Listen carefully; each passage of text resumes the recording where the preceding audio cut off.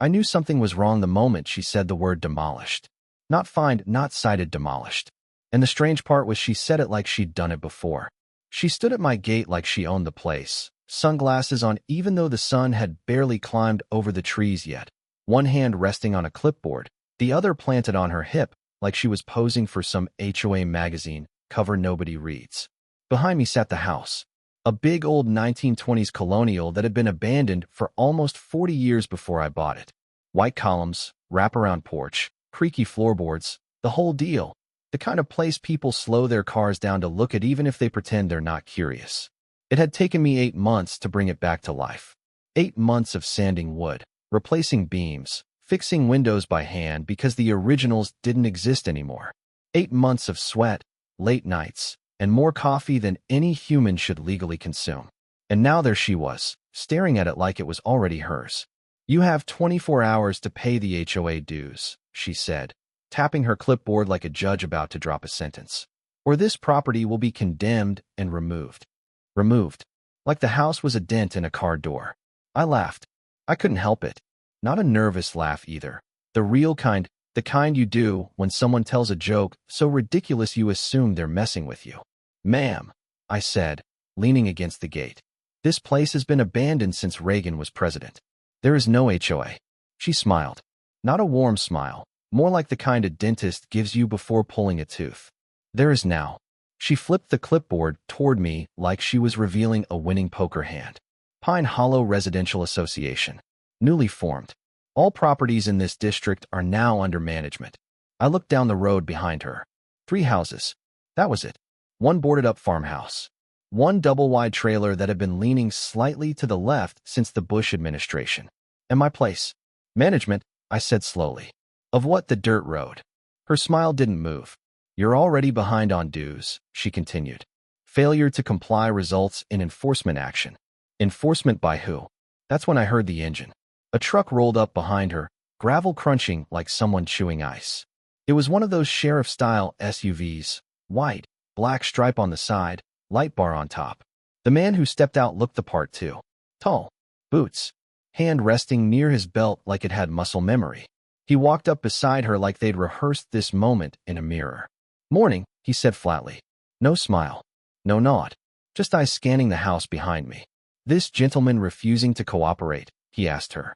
She didn't even hesitate. "Yes, officer. He's trespassing on HOA property." I stared at her, then at him, then back at her again. "Trespassing? On my own porch?" The officer turned toward me. "You got proof of ownership?" Now here's the thing about old houses. When you restore one, you learn every inch of it. Every creak, every nail, every piece of paperwork that proves it exists. And I had all of that. But something about this moment felt off. His badge looked a little strange. The font wasn't quite right. And the truck behind him didn't have a county seal, just a star. Small details. But when you spend months restoring history, you get good at noticing details. Still, I kept my voice calm. "Yeah," I said. "I've got proof." Karen crossed her arms. Later I'd learn her name was Lydia Harlow. But in that moment, she just looked like every HOA president nightmare story rolled into one. "Then present it," she said. I glanced at the front door behind me. "Inside." She shook her head quickly. "No need. We'll handle it out here." That was my second red flag. Because anyone with real authority loves paperwork. They practically hug it. But I just shrugged. "Suit yourself." I stepped back and pushed the door open anyway. "Give me a second." The house smelled like fresh varnish and old wood, the kind of smell that tells you something ancient is breathing again. And once the door closed behind me, the first thing I did wasn't grab paperwork. I pulled out my phone. 3 cameras blinked quietly from the corners of the entry hall. Motion sensors, audio capture, facial recognition. People think restoring old houses is just about paint and beams. But when you live alone in the middle of nowhere, you install security too. My phone buzzed. A text from my brother Nate. "You were right.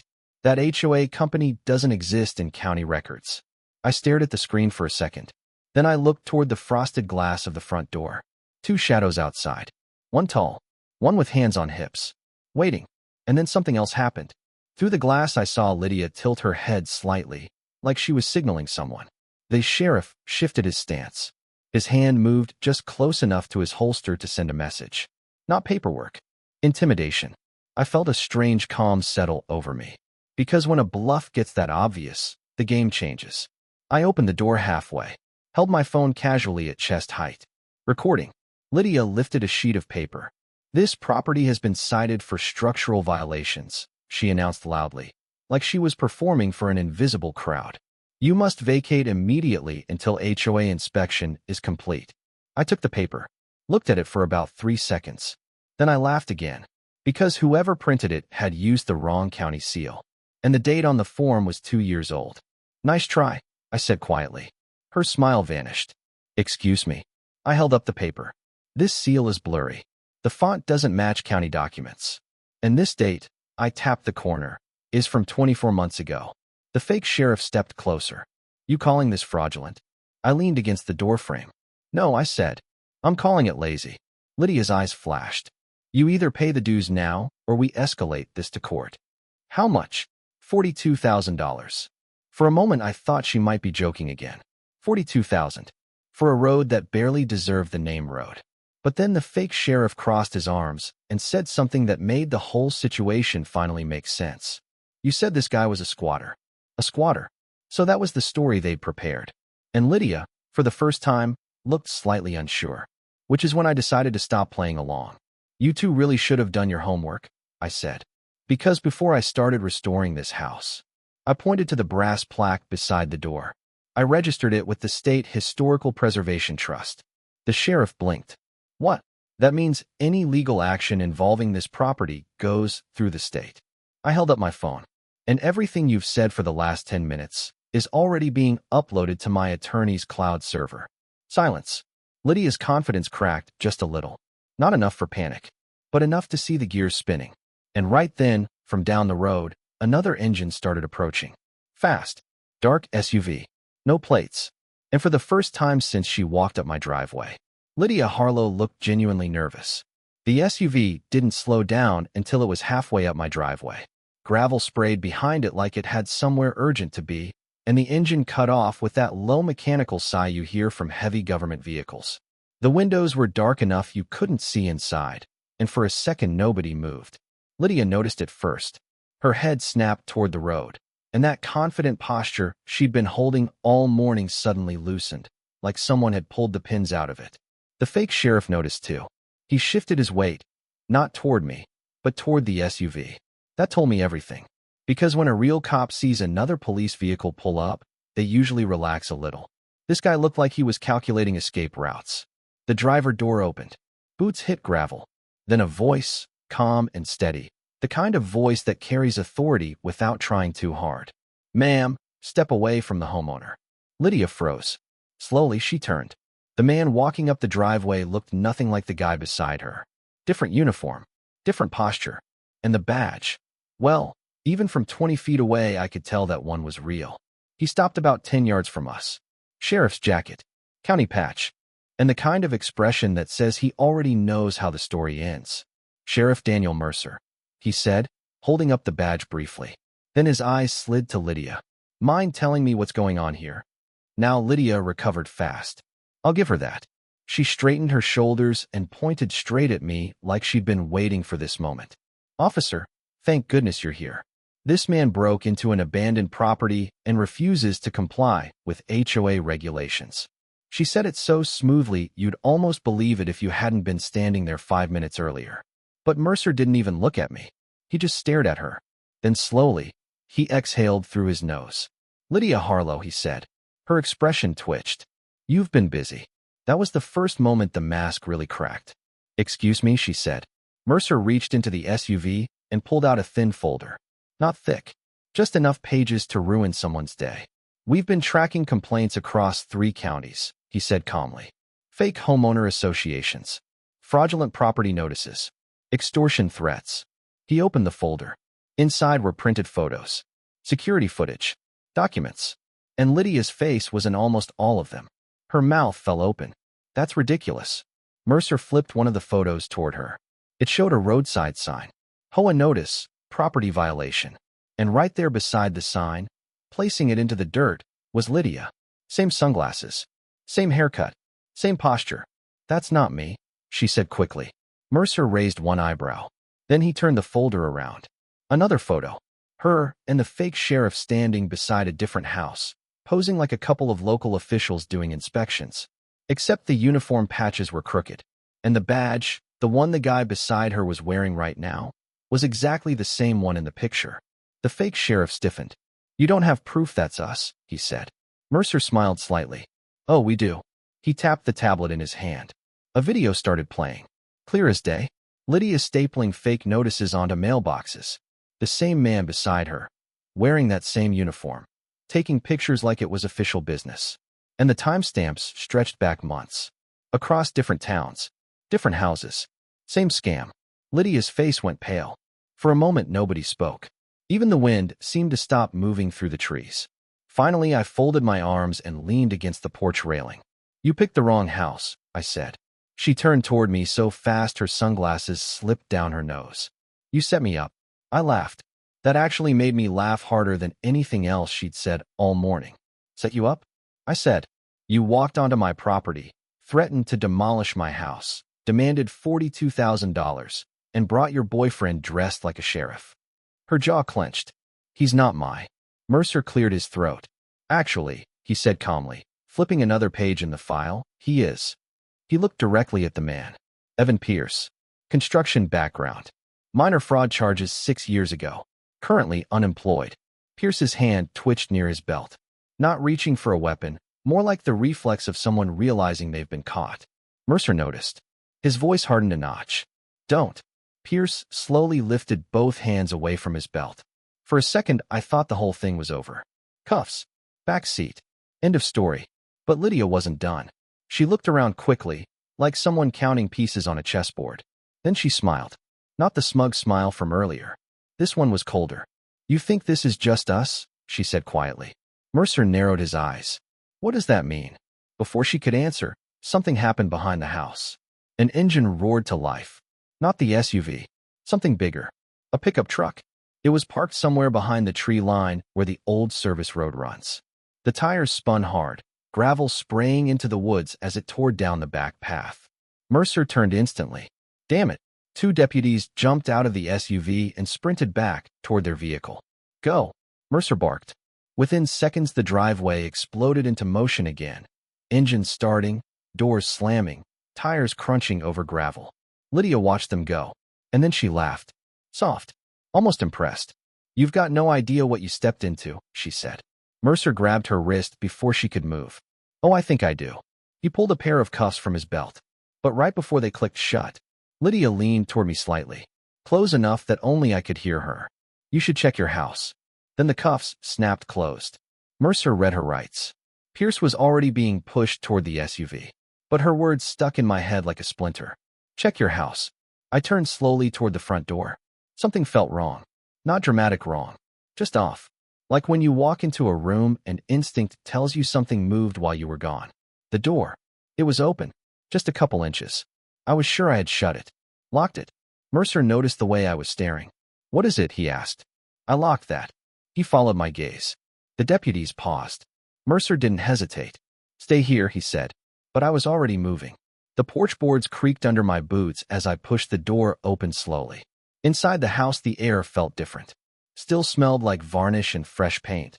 But underneath, that was something else. Metal. That faint, sharp smell you get from tools or machinery. The entry hall was empty. Camera lights still blinking quietly in the corners. But then, a sound. Upstairs. Just a small thud. Like someone bumping into furniture. My heartbeat picked up. Mercer stepped in behind me now. "You expecting company?" "No." Another noise. This time clearer. Floorboards shifting in the upstairs hallway. Whoever it was, they weren't trying very hard to be quiet anymore. I glanced toward the staircase. Then I reached down and grabbed the first thing within reach. An old pipe wrench from the restoration tools. Heavy. Solid. Mercer nodded once. "Let's go see who's visiting." The stairs creaked the way old stairs do, loud enough to announce every step. Halfway up, I saw movement at the end of the hall. A shadow slipping into the master study.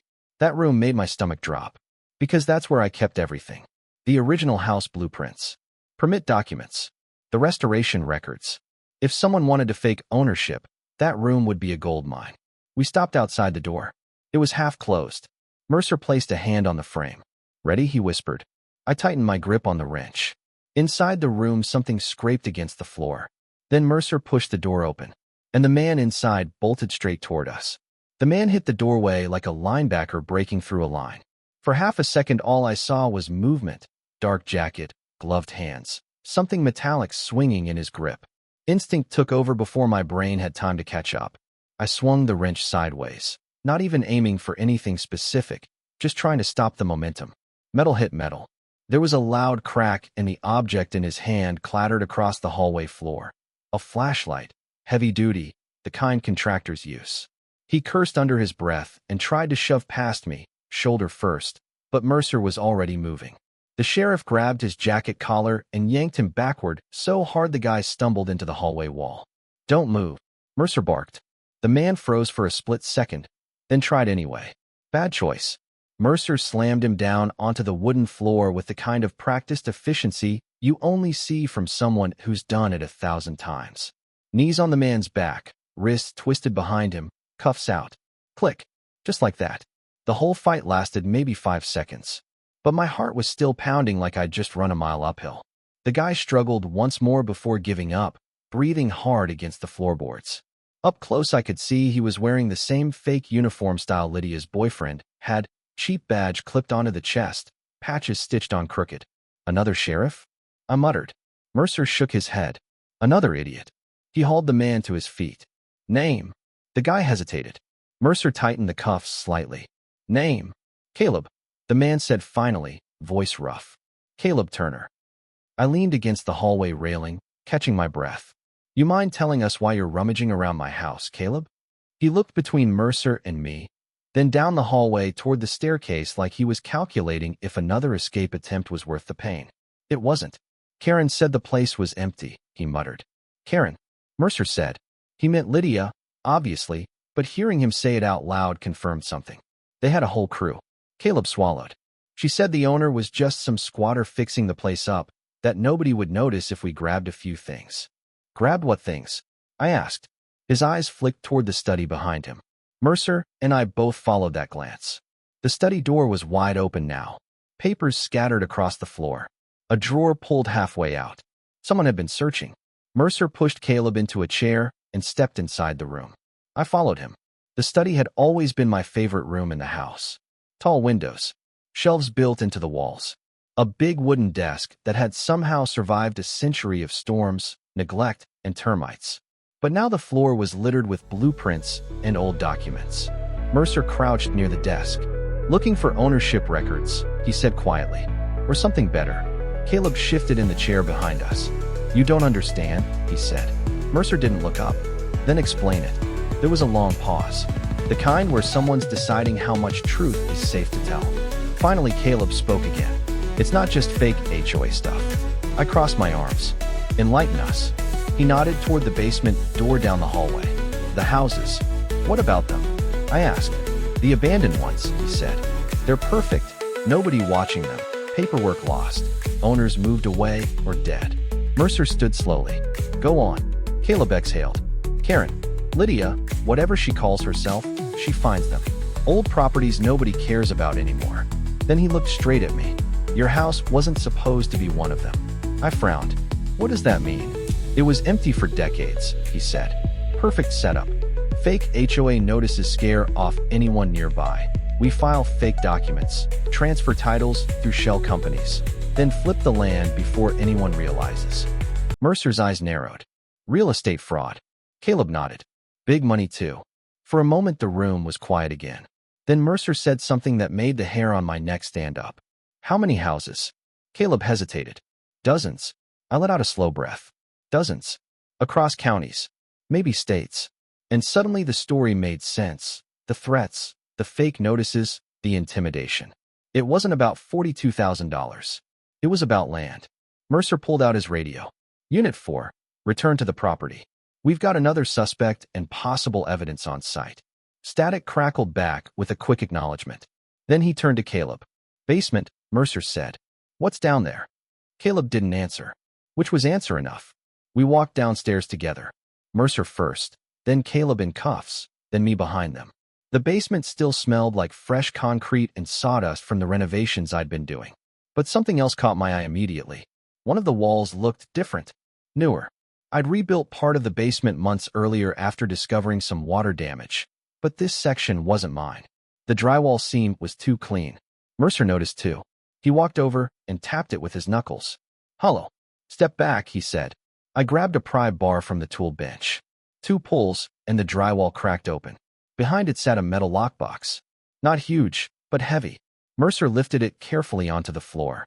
"Key?" he asked Caleb. Caleb shook his head.